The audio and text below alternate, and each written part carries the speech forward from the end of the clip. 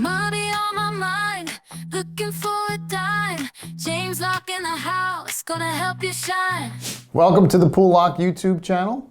I'm James Locke. Today we're going to answer two more Ask James questions of the day. Number one, Daniel.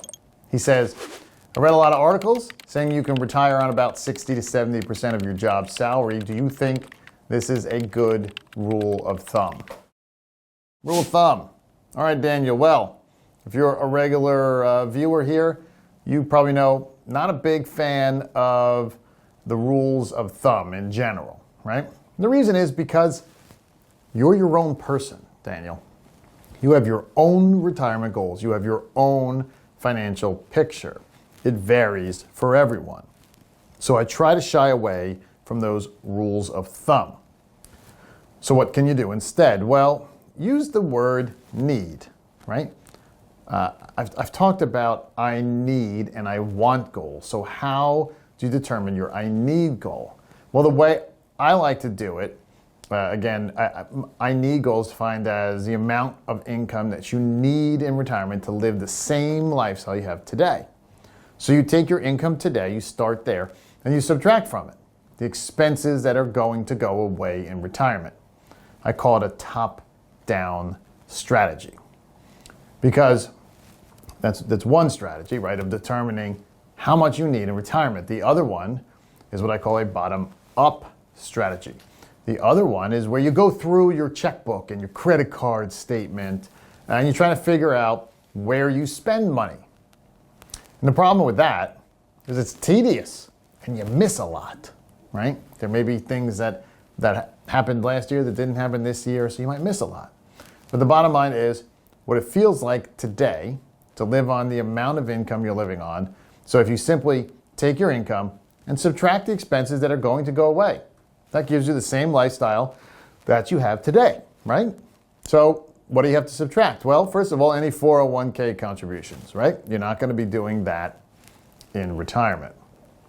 You're not going to be putting money into that 401k. Second, Social Security taxes, FICA tax, right? You're not going to be paying that when you're retired. You only pay that when you go to work, right? Then if you plan to have a mortgage paid off, maybe, or a car loan paid off in retirement, subtract that payment because that also is something you're not going to have in retirement if you pay it off. Or how about other savings, right? Maybe let's say you're putting money in an investment account or in a Roth IRA or in a credit union. Well, you probably won't be doing that in retirement. So you subtract that. So you're again subtracting all the expenses that are going to go away. And that gives you your I need retirement goal. So I find that to be really the simplest, quickest, and perhaps the most efficient and accurate way to do this. Now, what you don't want to do is go too far and say, hey, we're going to live with one automobile, right? My spouse and I are going to get rid of one. And if you start doing things like that, if you start nickel and diming your way out, then you're really changing your lifestyle. And that's not the goal. So be careful. You need to focus on your income, in different areas, the I need areas and the I want areas. Here's something crucial to consider. Once you've figured out your I need number, it's important to think about how you'll generate that income reliably. Many of my clients have found success with what I call the income ladder approach, right? Creating different layers of income. Maybe some from dividend-paying stocks, some from bonds that mature at different times, some from other income-producing investments. This way, you're not just withdrawing from your savings, but actually creating multiple streams of predictable income to match those ongoing expenses that we always talk about. So it's important to understand needs and wants. Hey, great question. And if you would like to send in your question, you can do so. You can email it to us at poolelock@poolelocke.com. Jumping in, second question, Carol. Carol asks, my husband and I are definitely retiring in 5 years. So what changes should we make now to our investment strategy?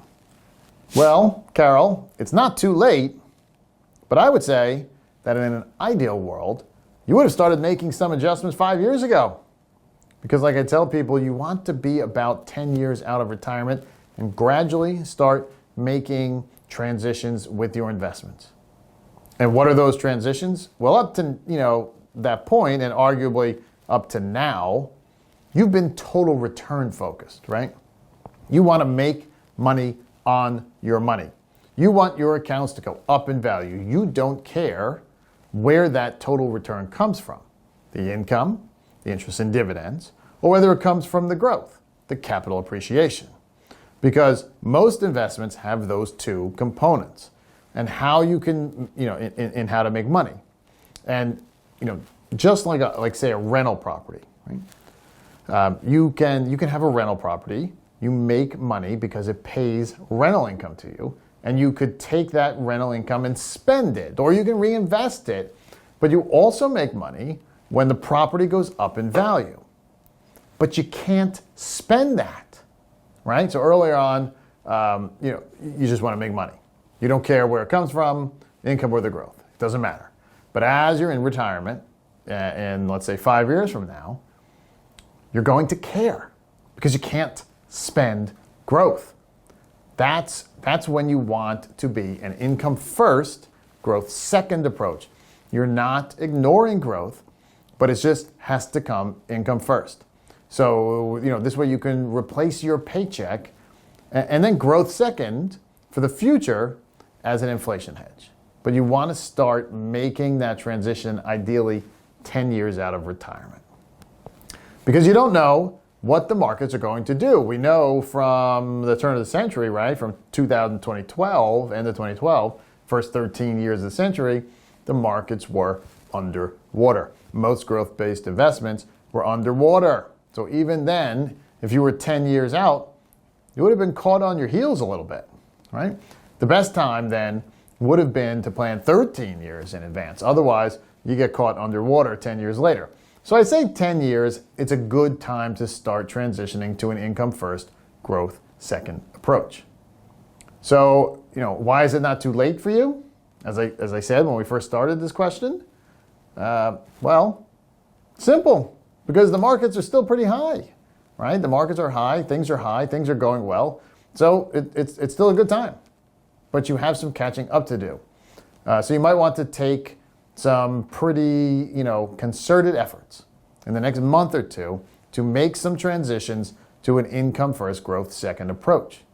Let me give you some specific steps you can take right now. Carol, first, look at transitioning a portion of your portfolio into dividend-paying stocks, particularly companies with a history of consistently increasing their dividends. These dividend aristocrats, right, as they're often called, they can provide both reliable income and some growth potential. Second, consider adding some high-quality corporate bonds or municipal bonds, depending on your tax situation.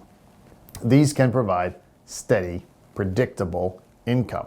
The key is to create what I call a retirement income ladder, where you have different investments maturing or paying income at different times throughout the year, so you're never caught short when you need to make withdrawals. Hey, thanks for a great and a tough question. As always, if you'd like to send in your question, you can do so by emailing it to poolelock@poolelock.com. If you like what you heard, go ahead and like and subscribe to our channel. I'm James Locke, your retirement income source. See everyone next time. Money on my mind, looking for a dime. James Locke in the house, gonna help you shine. Retirement is near, don't you live in fear. Listen up, my friend, let me make it clear. Savings in the bank.